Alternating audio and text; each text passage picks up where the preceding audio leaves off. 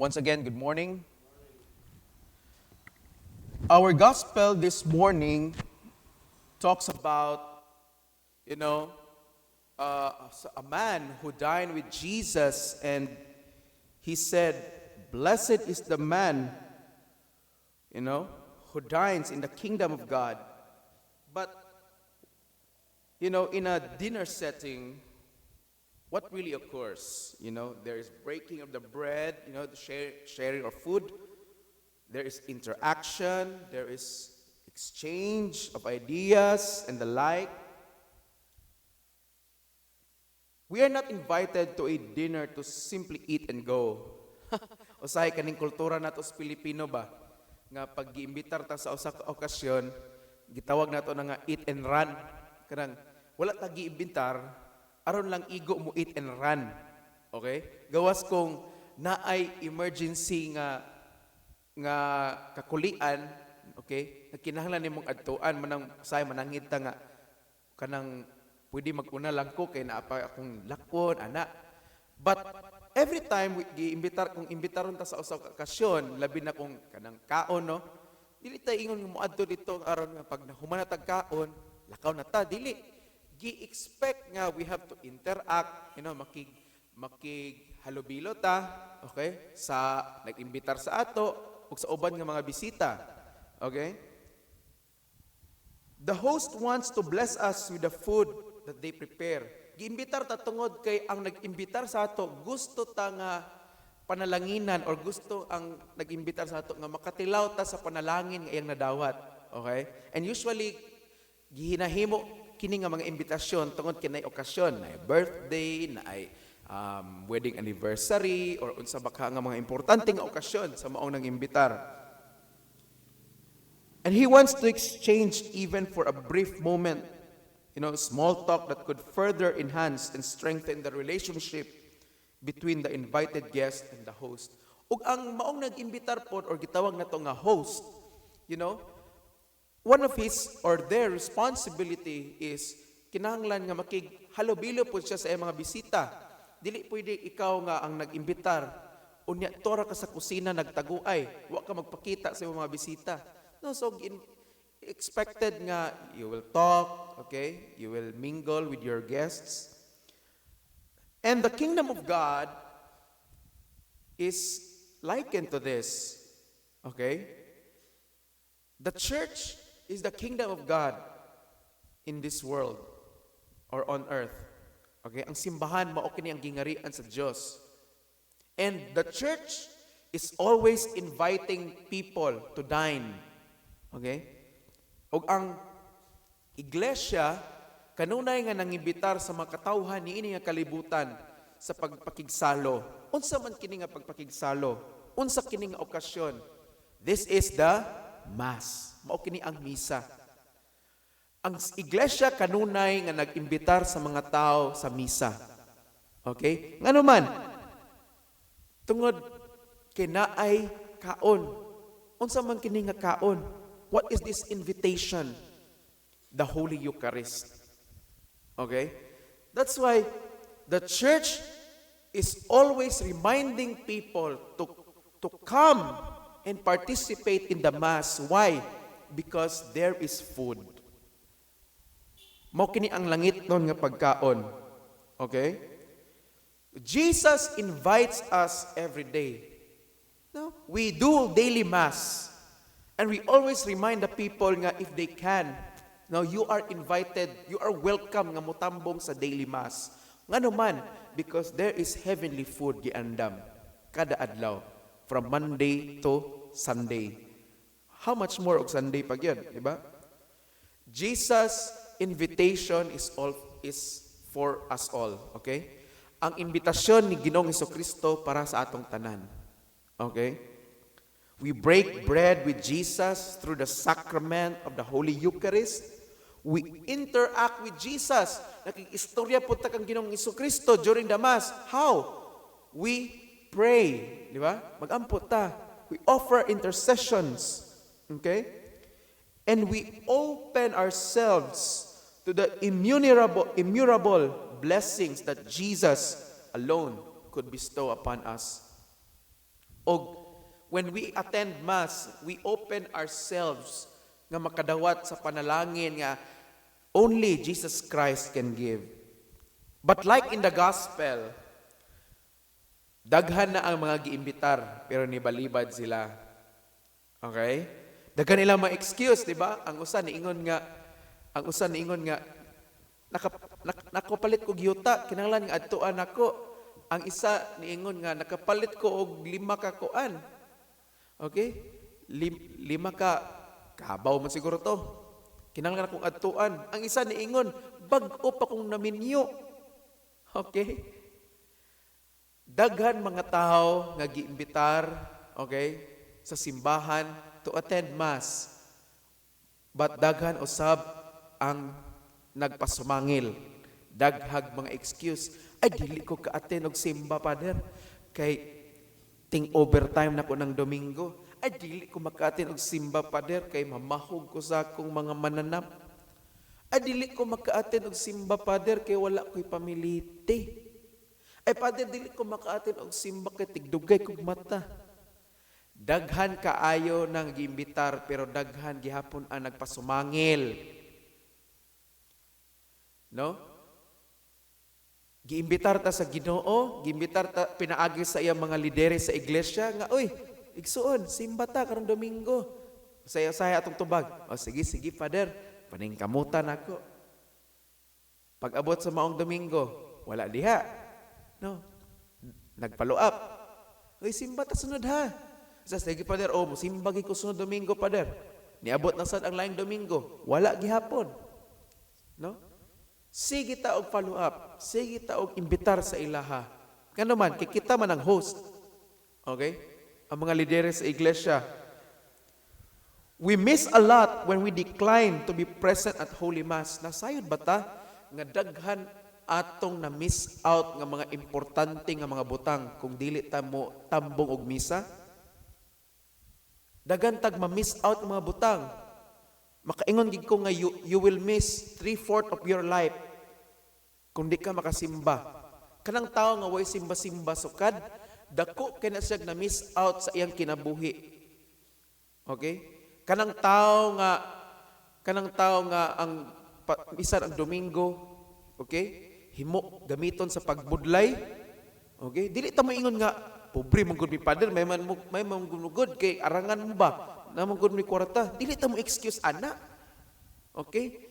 Kay whether unsa estado nimo sa kinabuhi, dato ka o pobre, okay? Whether you are rich or poor, whether naglisod ka o wala, whether you are struggling or not, Sunday is Lord's Day. Amen? You cannot break that principle of God. That Sunday is rest day. Okay? God intended Sunday for man to rest. Not rest nga magtuluga. Okay? To rest from worries.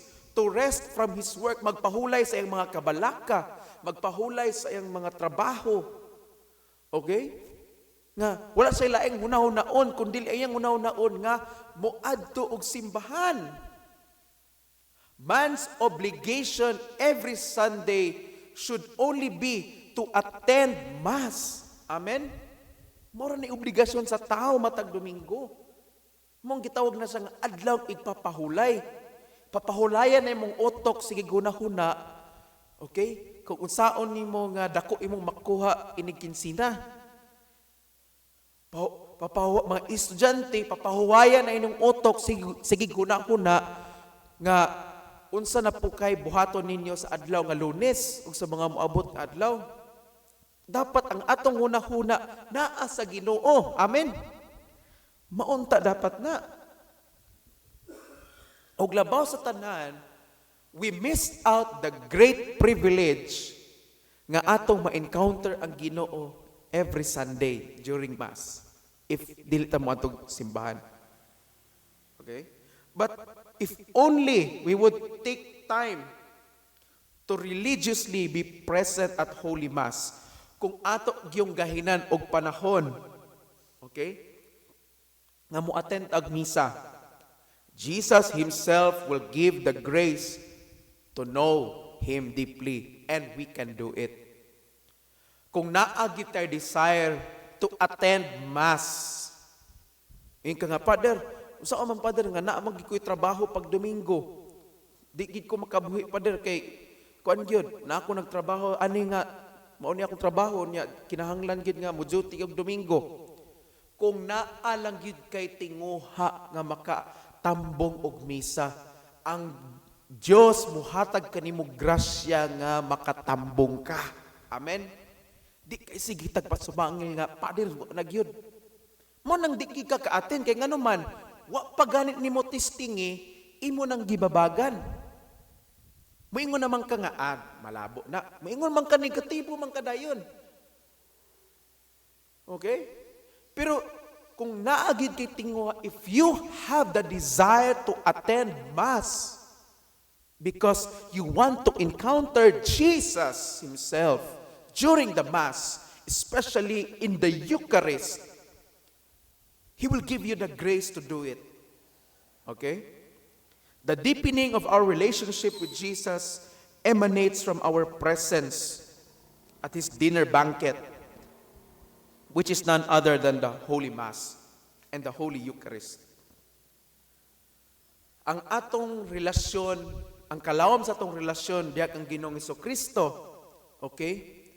Makita na on how frequent we attend Mass. Mayon ka nga, ang basihan day Father sa nga lawom imong relasyon sa Ginoo kay kanang magsige kag apil og magsige kag tambong og misa.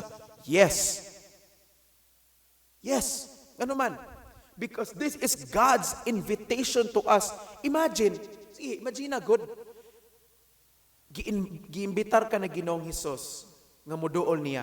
Dili ka moduol? Di ba? Mingon si Jesus nimo nga, alisa, dili ka moduol? Nga gitawag ka ni Jesus? Ang hari sa tanang hari, ang Diyos sa tanang Diyos? Ako moduol ko magkisik-kisigid ko. Ngano man, kay gusto ko nga mapaduol kang Jesus. Okay? Kita po, God is inviting us through the Mass. Pero ang atong attitude, wa magkisi-kisi. Nagbagulbol hinoon. Domingo na sad. Uy, kapoy, kisigig mata sa'yo. Simba na po. Ano na mga anak ninyo, mga gaya kay Pukawon pag Domingo? Di lang mga anak, mga ministers, usay, kakalit. Na ang pasanginlan dayon kay ang sidecar dayon. Di ko nagsayo di kag mata. Nga naman, wala tay sense of excitement nga gakabati pag abot sa Domingo.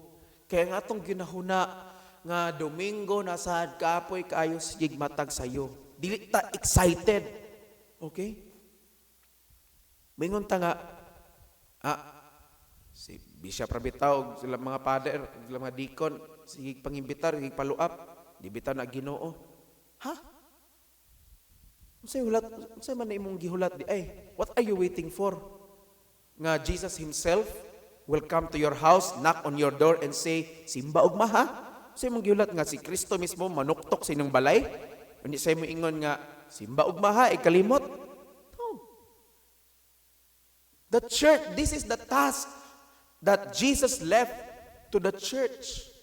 Mao kini ang taha sa gibili ni Kristo sa simbahan, ang pag-imbitar sa mga tao nga mosalo diha sa lamisa aron ma-experience sa mga tao ang langitnon nga bangkite, so that people will come to experience the heavenly banquet. Okay?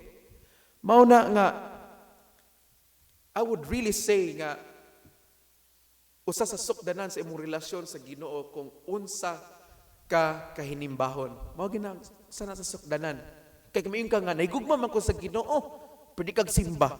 Ha? Pag sure. Mao ba na i-reason sa uban? Pwede ra man ko mag-ampo diri sa amoa. Di na ko kinahanglan mo simba. Tinuod, pwede ka mag-ampo sa inyo. Pero ang imbitasyon sa bangkite dili man sa inyong balay, di man inyong balay mao ang venue. Ang venue para ni anak nga espesyal nga bangkite ang simbahan. Amen. Mo na diri ta mo anhi. Ayo gid pagsulti nga pwede ra mo ko magampo sa Ginoo. Kay again inyong balay dili mao ang venue. Dili pud ang inyong cellphone nga mag-live stream lang mo. Sulod mo diri sa simbahan. Panahon sa bunyag, unsay giingon sa pare, sulod. Okay? Sulod dinhi sa iglesia. Okay? Because the baptism is the entrance to the kingdom of God. Mao kini ang entrada. Giimbitar kita nga mosulod. Wala niingon nga diha ra ka. Kundi sulod, come inside. Duol. Amen. Mao na labi na sa mga membro no niini nga iglesia. Daghan kay magpasumangil. Sige ra pasumangil nga way panahon sa Domingo. Pero pag abot sa alas 11, oras alas 11 sa buntag, nangakita na mo sa picture dito sa Facebook, tuan na mo sa badyangon. Tuan na mo sa alibwag. Asa na mong dagat, bukid, nagtungas. Naglangoy-langoy. Mo na ninyo. Okay? But, dili ka po yun ang iglesia sa pag-imbitar sa mga katauhan. Amen? Kaya again, it's our task. That is why, let us be faithful to God. Kay gipili, kita ang piniling katauhan sa Ginoo, kita ang priority again. Di ba? If you remember my previous homilies, I said, we are God's priority. Niining nga imbitasyon. Dili ang lain, dili si bisag kinsa, dili mismo ang yawa. Kundili kita. Kita ang mga piniling katawan sa Ginoo. 1 Peter 2:9, for you are a chosen generation. Okay? Kita ang piniling katawan sa Diyos. We are God's priority. So, dili ta sig pasumangil. Let us not make excuses anymore. Dawato na to ang imbitasyon sa Ginoo aron nga ma-encounter nato si Kristo mismo pinaagi sa balaang Eucharistia. Amen. Please stand.